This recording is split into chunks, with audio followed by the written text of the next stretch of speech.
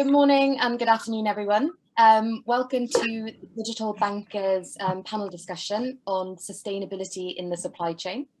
This is the first panel discussion on transaction banking that the Digital Banker is hosting, and it is in line with its inaugural event, the Global Transaction Banking Awards, which will be held in November.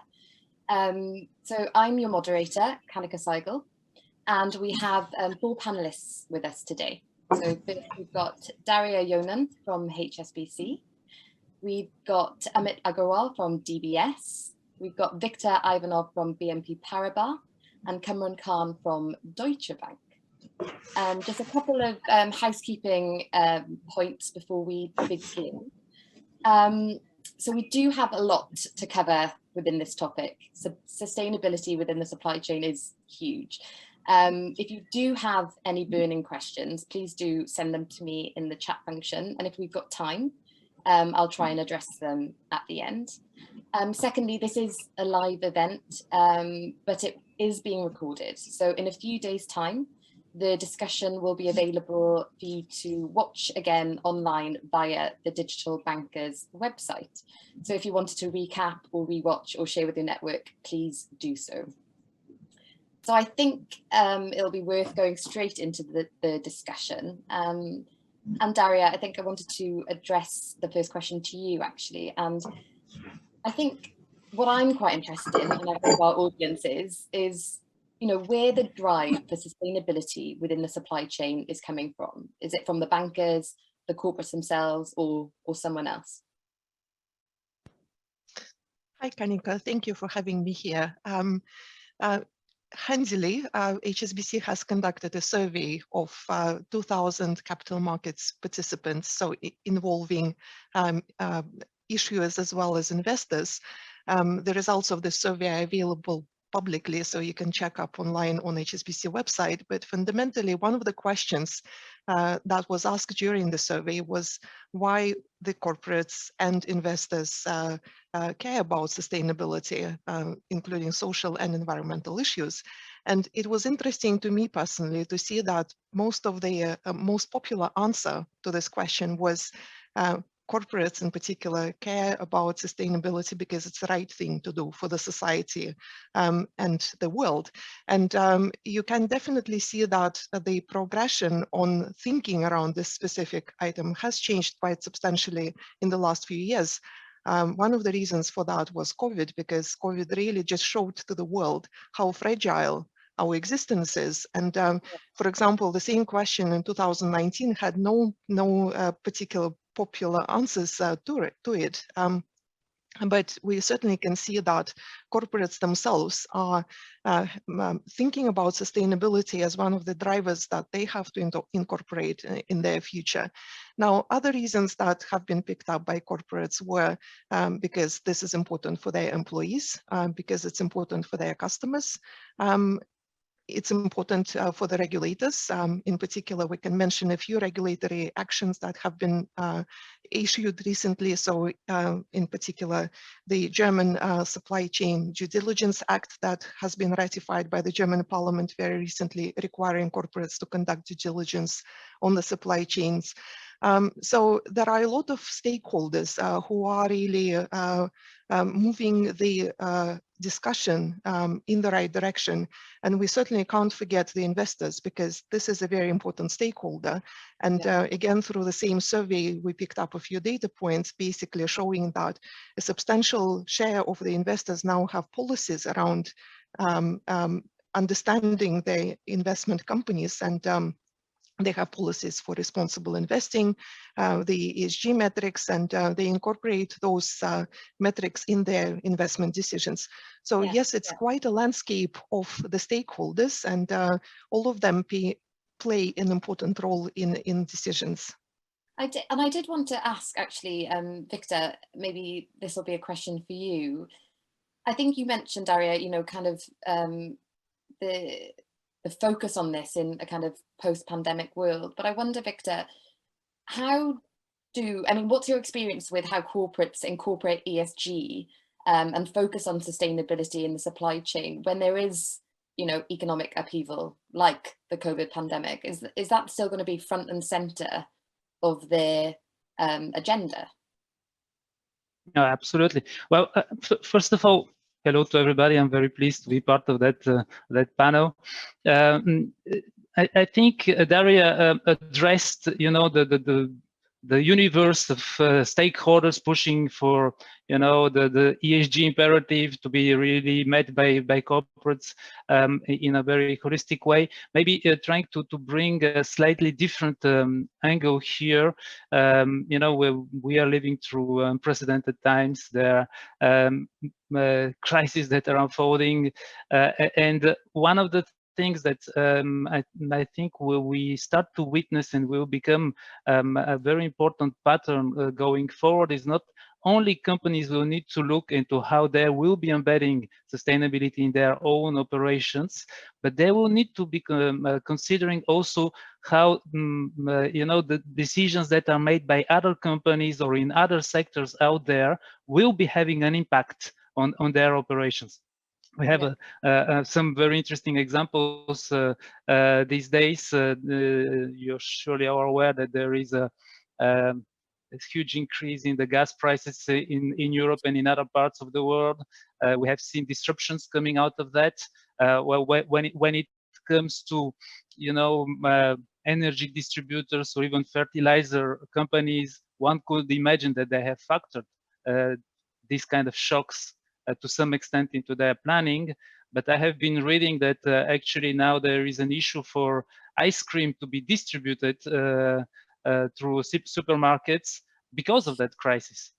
And the fact is that this crisis, there can be, several explanations around that, but one of the key things that is out there is that it is unfolding because it has become much more expensive and difficult to use alternative sources of energy, namely coal, to produce electricity, and which makes the natural gas like the only alternative in town, and hence the increase in prices that is more than fourfold, and which in turn is impacting the availability of some other byproducts of natural gas, the so-called dry ice, which is impacting the ice cream distribution. So if you're an ice cream player, you would need to be planning or factoring this kind of impacts in your business going forward, because we are increasingly seeing unexpected consequences from the energy transition impacting businesses across the world.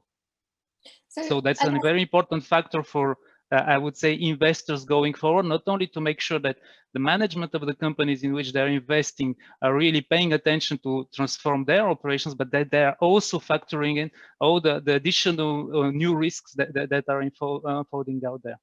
So then, Victor, I mean, that would kind of relate to the question then that I asked around, how important then is it for these corporates to be looking at sustainability within the supply chain when there are, they're kind of trying to put fires out. They're trying to get, access to ice cream to sell next summer, or they're trying to get dry ice, etc., etc.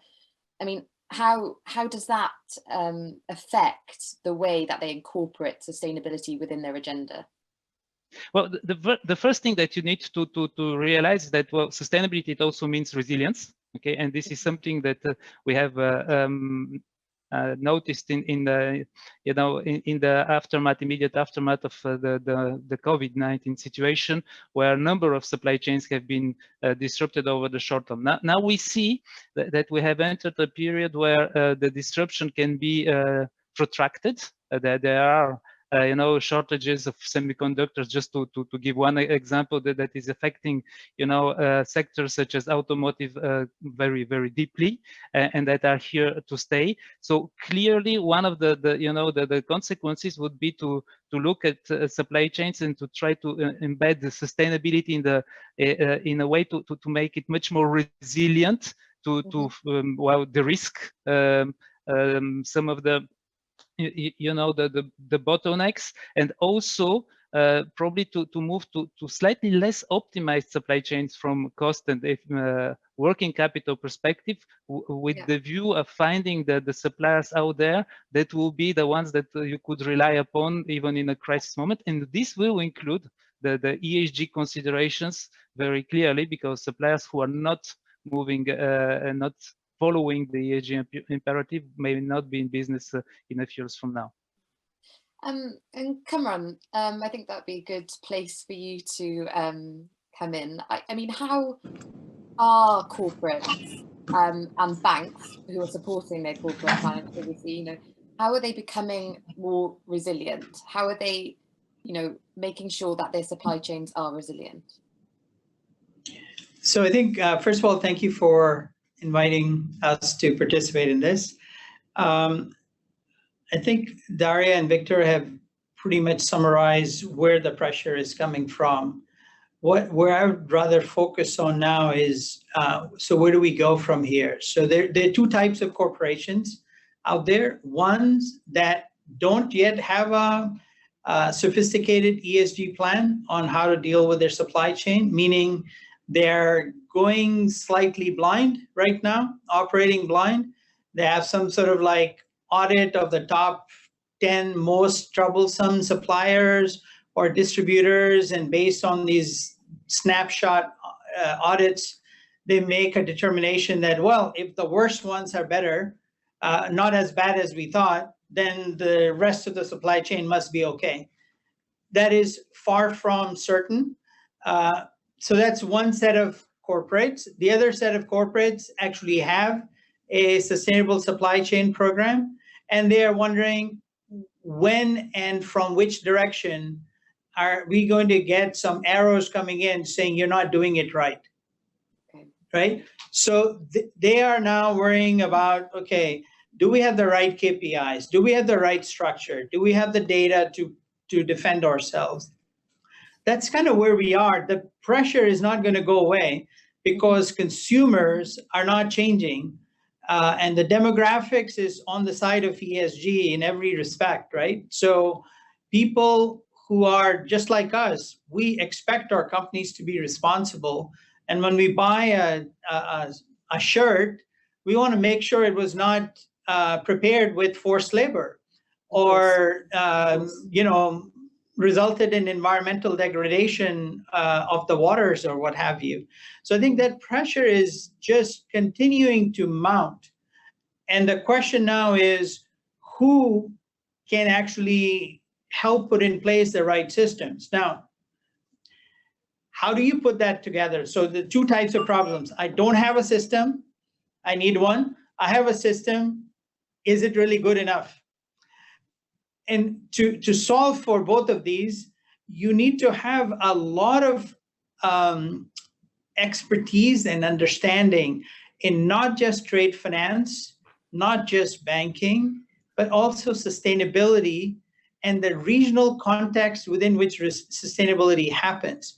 So one piece of data could make the world of difference in Europe and would be meaningless in Bangladesh.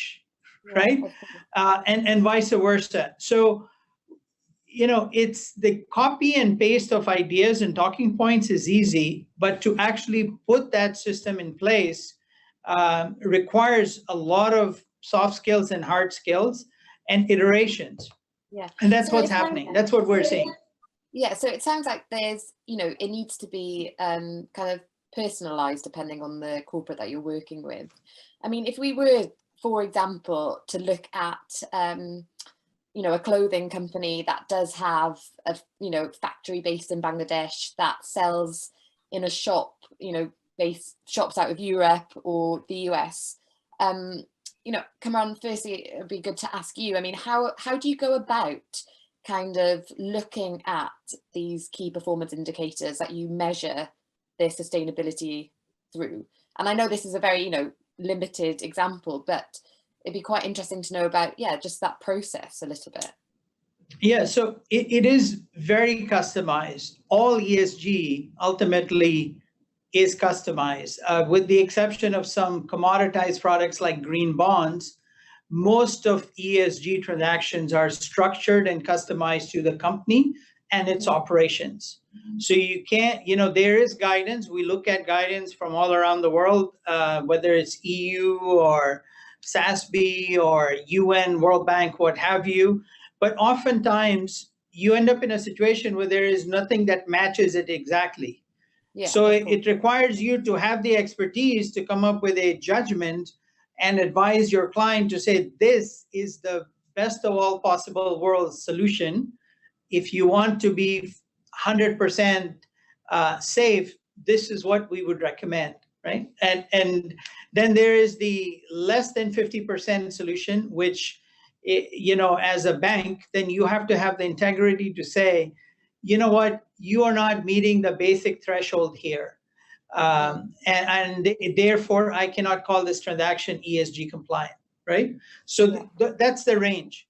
And you need to, as a bank, you need to be able to make these calls and make sure that you have standards that you can put every deal against, and it will pass the test, right? That's where the market is today. Yeah, and I guess, Amit, you might be best placed to talk us through a little bit about how, I guess, tech is able to help kind of monitor ESG within the supply chain and supply chain finance. And I wonder, again, I know I'm pushing this, but I wonder if it is worth looking at a kind of, you know, mock example like this Bangladeshi, you know, clothes factory and selling clothes in, you know, a shop based in London, for instance. Because I think, yeah, having an example like that will help us place how the digital. Maybe I'll start with that example before I deep dive into the tech world. You know, so we did a transaction with Inditex, you know, very similar to the example that you're taking, right? Yes. A large manufacturing apparel. And frankly, you know, as what Kamran said, you know, it is very customized. The certification process will differ from corporate to corporate, and it will differ from industry to industry. For example, in the cotton industry, somebody could use the Higgs index, right? For animal welfare, you know, you could use HSI. So there are many different types of certifications and indexes which are possible. What we did in DBS was, you know, we worked with Inditex. We agreed that, you know, we would be financing organic cotton being sourced from India. There was a certification process which Inditex worked with the cotton labs in India. And through that certification, you know, once stamped, we would then provide financing. So it was very, you know, customized for Inditex. And, you know, if I take this for H&M, you know, H&M might have a different standards for sourcing organic cotton. So it's quite varied. Coming back to your first question is around digitization. Now, I would say digitization is changing how we look at sustainability, and I would categorize it into three aspects. The first being, you know, manual to digital. Earlier, any authentication process or getting information about a certain specification was through holograms or authorized sign off by someone. So if you are financing multiple transactions, you would need multiple invoices which have been authenticated by, you know, the right source, and then you need to sit and physically verify each one of those invoices. That was very painstaking and obviously will lead to a high operational cost, whether on the corporate side to maintain that, as well as to bank side to process that. So the first step, I would say, how digitization has benefited and pushed sustainability into a more growth area is the digitization of that information. So in the example of Inditex, you know, which I just gave, it's just that, you know, we have a platform, and the platform, you know, will have the information on each of the invoices which have been updated and certified, rather than, you know, us going through looking at different papers. So very simple, straightforward use of digitization saves a lot of time and effort, and really pushes in terms of how we classify each transaction into a green transaction. The second thing around is blockchain, you know, which is obviously the authentication part. A hologram replicated into digital authentication is what blockchain is, and therefore, you know, the origin, the details of the origin of the underlying commodity, etc., all captured in the blockchain node and can be verified by the bank when financing any of these trades. Finally, I would say, you know, what also has what we have seen in the digital supply chain and sustainable supply chain is the advent of multi-tier or deep tier. Right now, we were mostly focusing on the first year supplier finance, and the benefits of a sustainable supply chain would go to that first year. Yeah. But with digital capabilities to be able to finance the multi-tier and deep tier, the sustainable financing element of that can also now percolate even to the farmers, the ginners, the growers, any party within the whole food chain in an apparel industry. Yeah. Wow, that's really interesting, actually. But I do wonder if there still needs to be a kind of human element to this. I mean, do you still need people on the ground, you know, checking in the factories, checking within the farms? And how is that possible, actually, to monitor ESG, you know, in this post-pandemic world? You know, yeah, given the challenges that we already have in terms of lockdowns and travel, etc. Victor, I can see you kind of nodding your head. I don't know if you have a view on that. Actually, I do. First of all, I fully agree with you know what Amit was mentioning, and I saw my colleagues out there that I think we all agreed on the importance of being able to convey, you know, impact deeper into the supply chains, because right now we are really mostly addressing the first tier, whereas in fact most of the needs is much deeper into the supply chain. And by the way, strangely enough, with even a fraction of the impact that is conveyed to the first tier, you may be getting a much better results and outcome if you're able to convey that deeper into the supply chain. So with less resources, you're getting more. Now, you know, I think we are all looking at you know, the technologies such as blockchain to be able to support that, and I think that they're really offering a huge promise around that. But in fact, we also need to recognize the huge challenges that lie ahead. We have, I think each of our banks probably has run a couple of models or transactions using a blockchain to try to convey, you know, the impact into the deeper tiers of supply chain. The reality to make this scalable, to make this replicable, is that you would need a number of things around that in terms of ecosystem to be able to indeed, first of all, understand who are the suppliers deeper in the supply chain. That's not that obvious. Then you need to understand what is actually their footprint, to be able to measure it in a meaningful way, and then you would need to be able to collect all this data and to put them on the chain, and to make sure that this information flows in both ways, because you would need to be kind of managing the three flows: underlying goods, financial flows, and data in a very consistent way. And we have run, and BNP Paribas, we have been part of a consortium on a project that was called the Project Trado, which was really about the possibility to convey impact to the first, you know, mile producers, smallholders, and part of the, you know, the groundwork that was necessary for that was to have people really close to the farmers, trying to identify them, to make sure that we know which farmer is using, working on which plot of land, and that then we can measure what is happening around this plot, whether there is deforestation or not, etc., etc. So a number of measurements that you need to be able to do and to maintain over time to have the system work. So yes, indeed, you would need people on the ground, and yes, indeed, you would need to kind of create an ecosystem around that is working. So it is a huge task. Yeah. It sounds like it's a real meld of kind of, you know, new tech with kind of, I guess, old-fashioned on the ground kind of box ticking in a way. You know, I think you need to be able to join both of those up to create a full picture of how the supply chain is working. I guess that then leads to, you know. In fact, I can add, sorry. In fact, I can add what I've seen in some of the developing markets. You know, we talk about this high-tech, you know, 5G coming in. But a simple example of, you know, the iPhones or the Samsung phones that we use, we always migrate to a newer version. What happens to the older phones, right? When they're collected back. In fact, they go back to these developing economies. And I'm just taking an example of Uber, right? So Uber distributed these second-hand and third-hand phones to the various drivers, you know, who could use them or reuse them.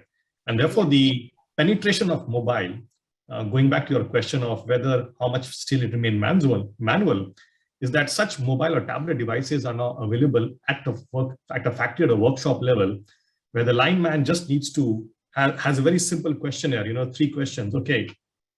Is this quality 5% higher or X% higher? the person just needs to press a yes or a no, right? And that's how now the data can be collected much more digitally rather than the manual process which was earlier. So there are many ways, rather than just depending on 5G technology or a new technology, where the data can be collected in a simple manner using simple tablets and iPhones or whatever. Yeah, yeah. I guess that kind of leads quite nicely into a theme that I'm quite interested in, which is this idea, we've already talked about how kind of ESG within the supply chain and supply chain finance has to be linked quite specifically to a certain corporate, right? These products need to be quite personalized. At the same time, we're seeing kind of a rise of these types of like ESG ratings companies that are trying to organize or streamline how we measure ESG across a huge range of companies, and that seems to kind of go that seems to kind of contradict I guess what supply chain finance is trying to do in the first instance.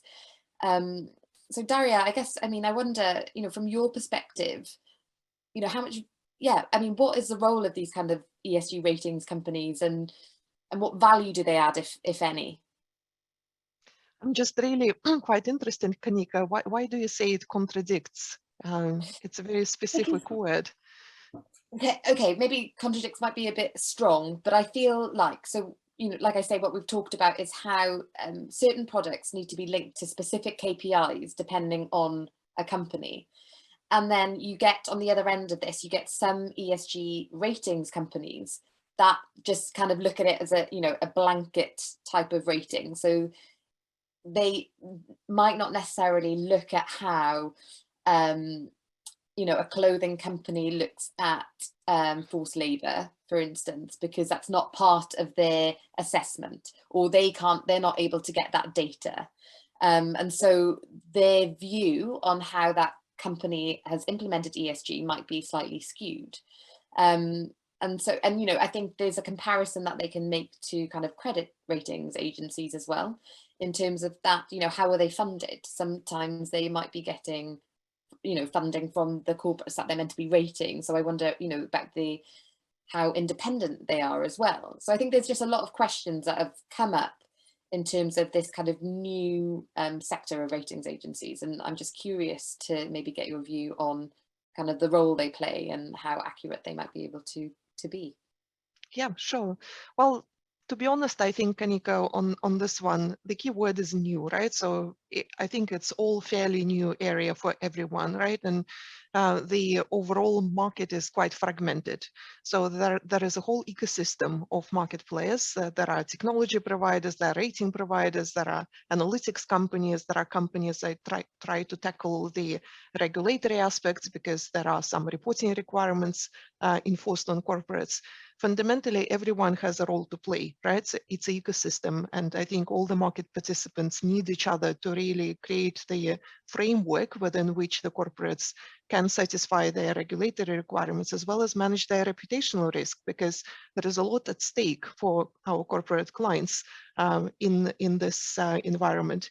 And also, I think it's important that such frameworks support sustainable and robust structures, because the concern around greenwashing is still there, right? So, and fundamentally, I think everyone, investors, corporates, everyone is really concerned to be doing the right thing, the right way, right? And again, the standards of reporting, the standards of compliance still have to evolve to support us on this journey, right? But again, we are already in this market. We are trying to play the roles that we have assigned to ourselves the best way we can. But again, we do risk our reputation, and we do risk, regulatory compliance as well, because again, the frameworks are quite fluid and not consistent across the world.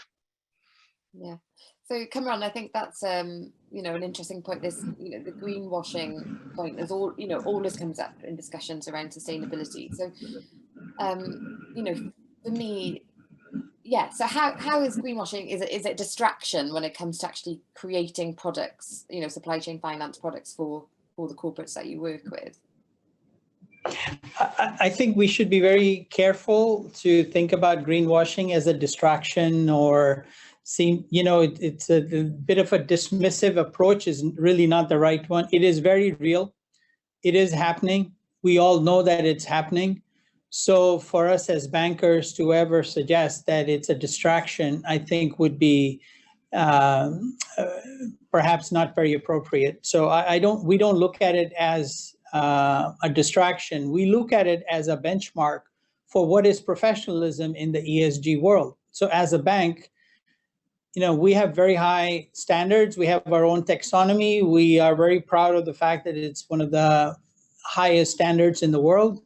We have very, very strong control systems around it to make sure that we follow those standards consistently across the world. And every transaction we do, we consider it as fully auditable.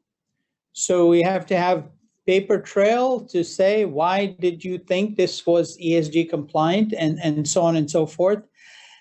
And what we say to our client is what we say to ourselves. This is what I just articulated to you is exactly what we tell the clients. You want to protect yourselves against allegations of greenwashing or whitewashing or whatever. You better have some standards, make sure the standards are top-notch, that a third party looking at it would believe that you're doing it seriously, that you know what you're talking about and you're committed to it. And then you show evidence behind it so that when there are questions, somebody can come in and say, you can show them like, oh, look, this is what proves that we are doing what we said we would do. It's when people make general statements, whether as financial advisors or as corporates, that they get themselves in trouble.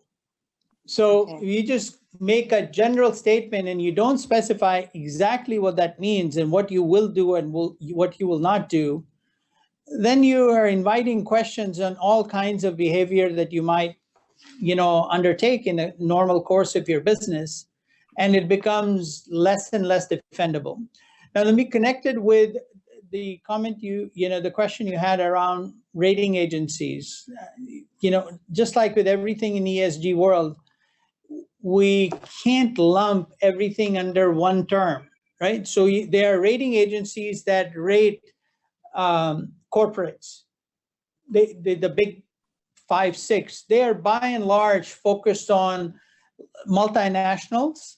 Yeah. They are making judgments based on publicly available data, and they're doing the best that they can given the data that is available, because disclosure rules are not there quite in force.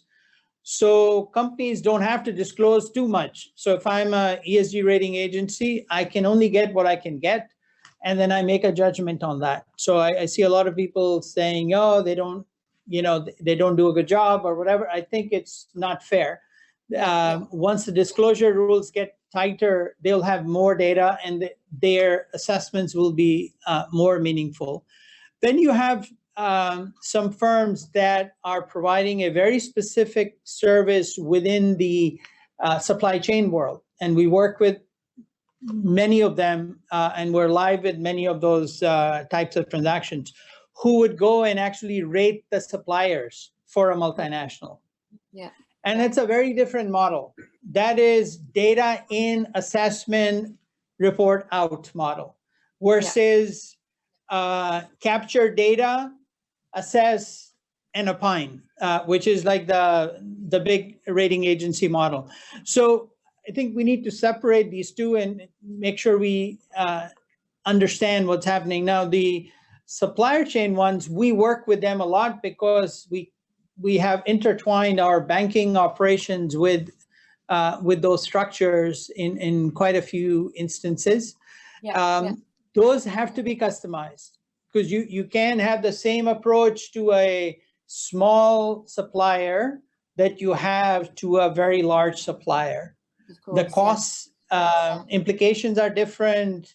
The scale is very different. So that, again, as I keep saying, everything comes down to actually having skills and experience, and not just saying, well, this deal happened here, they did this, so we should be able to do the same thing here. It may or may not work, and usually doesn't work. Yeah. So I guess that really helps kind of sum up where we are. I mean, you know, we've talked about the drive behind the sustainability, and I guess how we, you know, are able to measure it, be that through banks creating KPIs, certain ratings agencies, the role of digitization there as well. But I guess what I'd be quite interested, you know, is kind of the product of that. So, you know, I mean, maybe you have a bit of insight here, but I guess it's looking at, you know, I think when you look at supply chain finance, it is easy to say, you know, if somebody's hit their KPIs and their ESG goals, you know, they potentially will get a favorable interest rate, for instance. I mean, are there any other ways that you kind of incentivize, you know, and encourage ESG within the supply chain besides that?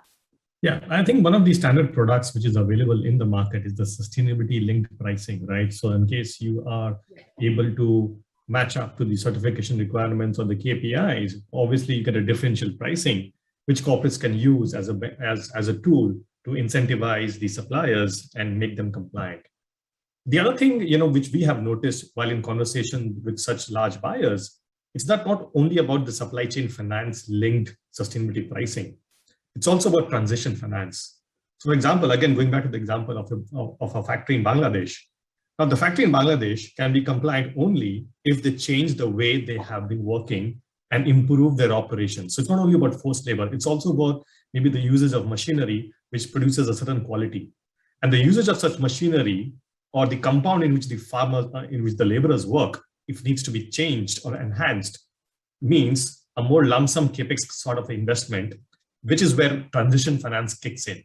So that's where I would feel that the importance of transition finance, where the corporates are now into a more journey of changing their supply chain into green, will become more and more important as we go forward. Okay. Victor, do you have any input here? Because I know that you work quite a lot on product development as well. So I wonder if you've seen any things that you're targeting your corporate clients with at the moment. I think Amit hit an important point, and I think indeed, when we look at corporate supply chains from the perspective of the corporate themselves, which is what we need to be doing, what can be achieved through sustainable supply chain finance, the sustainability linked component that Amit mentioned, is just one part of it, and it is mostly addressing the incentive aspect to add, if I may put it a little bit bluntly, the carrot to the button, because suppliers need to improve. They know it. Sometimes the message is very clearly passed by the buyer, the large corporate that we work with. And then the question is, how do you make this kind of possible, palatable, and how do you create incentive? And the sustainable supply chain financing can achieve that with the incentive component and the differentiated pricing. But still, there is, the realization by a growing number of the large buyers out there that are quite advanced into their supplier engagement programs, that they will need to be accompanying their suppliers, especially the medium-sized ones, and especially in certain geographies, into helping them transition from stage A to stage B being much more sustainable than stage A. And this would involve indeed facilitating access to CapEx financing. This would involve also methodologies. This would involve even things like facilitating access to renewable energy, because that is probably one of the very first steps that a supplier can achieve on the path to decarbonization or reducing the carbon footprint across many industries. This is probably the first and most efficient step that can be achieved, but yet this is not available to all the suppliers out there. And we see now large players into their embedding into their engagement programs with suppliers specific steps to help them in that perspective. So they're happy to spend some money and to convey that impact. And by the way, this would mean also working with specialized providers that will be providing advisory, that will be providing services to the suppliers. So how do you make this ecosystem work? How can a bank be helping the deployment of finance into that respect is something that we're working on. It's not an easy thing because this would involve potentially working with suppliers that are not our clients today. So you would need to be looking at transition finance concept, blended finance concept sometimes as well. And so this is, I think, a new development that we're witnessing. I think just to give you an example, recently we saw Schneider Electric willing to partner with their top 1,000 suppliers to help them transition to renewable electricity, and that is just going to happen at a much bigger scale going forward. But maybe I wanted to also address a little bit the point on the rating agencies, because I think that there was an interesting point there. I don't see a contradiction. You mentioned there is a contradiction. I think we can have the two, approach is one very customized corporate by corporate that is really willing to achieve a targeted impact on certain parts of the value chain with certain types of providers or in certain geographies. And then you have corporates that need to be able to address the overall status of their supply chain, and that would be using, specialized rating agencies. I agree with Cameron, not the big ones that are coming from the capital markets perspective, but specialized ones like EcoVadis, for instance, with whom we are working on deploying sustainable supply chain using their ratings. And this would be meaningful for corporates that are using suppliers from several sectors in a much diversified universe to be able to at least start monitoring what is happening, because if you don't have the data, if you're not measuring what is happening, you cannot manage it. And that is, I think, the very first critical step to be achieved. That's one of the developments that we're witnessing, the use of these ratings in sustainable supply chain finance. Can I make a comment? I wanted to connect Amit's comments with Victor's, using Victor's wording. He used the word carrot. So when you're dealing with suppliers, especially suppliers of suppliers and so on the chain, when we advise clients, we really talk about a carrot and a stick approach. So, Amit talked about transition finance, that there must be a stick there. Both stick to the corporate from its stakeholders and stick to that corporate suppliers at some point. Because if you say, I'm going to go from X to Y, pivoting towards sustainability, then at some point you got to make some tough decisions to say, okay, these set of suppliers are not following along with me. I've given them cheaper financing. I've done everything I can. I've given them training. They're not moving. So I'm going to have to give them a timeline or switch my procurement to another country or another region or what have you. So I think if we look at the carrot and the stick, I would say the stick sits with the transition story. The carrot sits with supply chain financing. Okay, great, thank you. I guess, Daria, I wonder if you have anything to kind of talk about in terms of the evolution of, product development within supply chain finance, and I guess, what do you see for supply chain finance going forward as well? So. Sure. Well, I think, it's probably important to spend a minute talking about big picture, right? Because yes. I think fundamentally all of us talked about specific products and specific examples, but again, the big picture is actually quite fascinating. You may have heard Noel Quinn, CEO of HSBC, speaking on Bloomberg TV, and basically Noel mentioned that the opportunity in sustainability is probably somewhere between $750 billion and $1 trillion. So this is how much money is required to basically change the paradigm in which we live, in which manufacturing works, in which whole industries work, right? So the opportunity is huge. It's an opportunity for the banks, it's an opportunity for capital markets, for everyone to get involved and basically start working on new products, new initiatives, supporting our clients, supporting the transition. And yes, of course, there will be products supporting supply chains, because again, we know that most of the emissions and impact is generated not by the corporate itself. Very often it is a supply chain.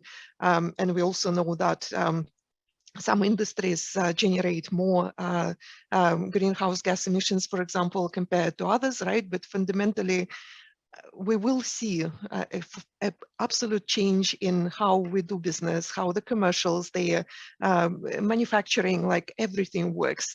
And it's not going to be particularly protracted in time. So again, Noel's estimate is we're looking at 5 to 10 year time horizon, right? So basically all of us will be participating in this revolution. Yeah. I guess, Amit, I'll go to you. I mean, any final remarks? No, I completely agree with Daria. You know, if you pick up any publications, McKinsey said that 660 billion worth of supply chain finance that you can, sustainable supply chain. I mean, the recent MAS white paper, you know, spoke about Singapore having an opportunity of 35 billion in the next 10 years. I think the numbers are staggering. You know, what we need to look forward to are, you know, what we just discussed around disclosures, because greenwashing is a real threat. Right? Yeah. It cannot be just, you know, brushed under the carpet. So therefore, disclosures are important. And hopefully the regulators or the industry will come together to ensure appropriate and proper disclosures.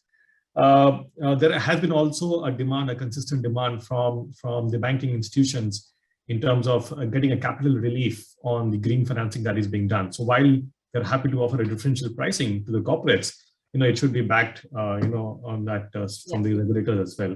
So yeah, so there are a lot of moving parts, but the opportunity is huge, and there's a lot to do. And kind of the opposite of that then, Kamran, maybe, you know, your final remarks could maybe focus on what the major risks would be. So obviously, you know, I think Daria and Amit have talked about the opportunity, but what do you think the major risks are to kind of the development of ESG within the supply chain? Look, the biggest danger to the entire globe is that the development that will take place in Asia in particular, which continues to attract the vast amount of FDI over the last, I would say, 3 decades, Asia has led. So we know that this is where the new investment will happen. We know this is where new development will happen. The danger is if we don't incentivize Asia to do it in a sustainable manner, then we have no chance whatsoever as a global civilization. If the next 10 years of Asia's development are not truly sustainable, not sustainable in name, but sustainable in impact, we're kind of done with this objective. Then, you know, hopefully somebody will come up with some technological fix to save the world, because, you know, in terms of the curves we have, it's not going to work, right? So that to me is the biggest danger. And one of the key elements of that would be all the standards for ESG have been established mostly in Europe, now increasingly in the US. How do we bring those standards to Asia without diluting them, apply them to the realities in Asia? And this is why we set up our ESG Center of Excellence here in Asia, not in Frankfurt, not in New York, because we know that if we don't get this right here in Asia, we're not going to get it right anywhere else. So that to me is the danger. Do we have expertise as bankers to be able to do it in that fashion? Keep the standards where they are, change the applications to meet the realities here. That is easier said than done. It requires significant understanding and expertise in sustainability, understanding of the region, and then obviously knowing banking very well. Yeah. And I guess, Victor, I mean, for you then, I think as Kamran mentioned, you know, a lot of these ESG principles have been created in Europe and the US. I mean, how do you maintain momentum then in these markets? Well, you know, I think Amit and Daria, they addressed the opportunity, Kamran, the risks, the danger. But let me look at this from a slightly different perspective, the responsibility that we have as a bank.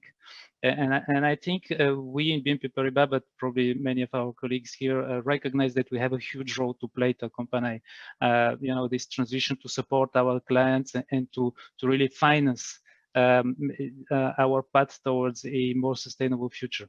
Now, if I try to bring this to the, you know, the kind of contrast that Cameron made between Europe and now a little bit the US leading the way in defining what has to happen, and most of the action that has to happen still in APAC. I think within the transaction banking space, in the banking, we sit in a very critical place to enable that to happen, because when you think of it, today sustainability is really focusing on the very large corporates out there. Okay, because that is where you have the information there. That is where you have the pressure from investors. This is the names that are visible from consumers. These are also the players that have the power to really create impact initially.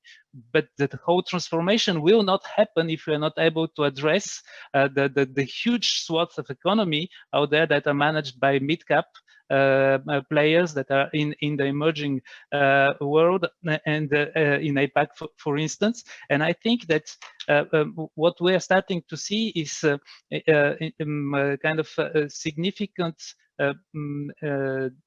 conversation between the large buyers that tend to be European, American, etc., and the suppliers that are APAC based. And how you convey, this, how you facilitate the kind of requirements that will be coming from the buyers and facilitate the efforts that the suppliers will be making to transition is really, I think, at the heart of this junction, and it really goes to new solutions and new techniques where I think the trade finance supply chain could play a big role, because at the end of the day we would need to be able to democratize the sustainable finance aspects to the medium-sized companies, and this is where I think trade finance and supply chain techniques can help a lot.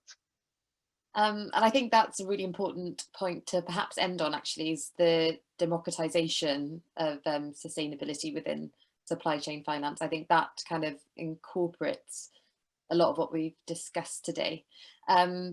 So with that note, we have run out of time. So I'd like to say, thank you to our audience for joining us today. And thank you to our 4 panelists, Amit Agarwal from DBS, Daria Yonan from HSBC, Victor Ivanov from BNP Paribas, and Cameron Khan from Deutsche Bank. Just to remind you again that this panel will be available to watch via the Digital Bankers website in a couple of days' time. So please do share widely with your network. And do join us at the same time next week for our second transaction banking panel, where we'll be discussing trade finance for a modern era. So hope to see you all then. Thanks very much.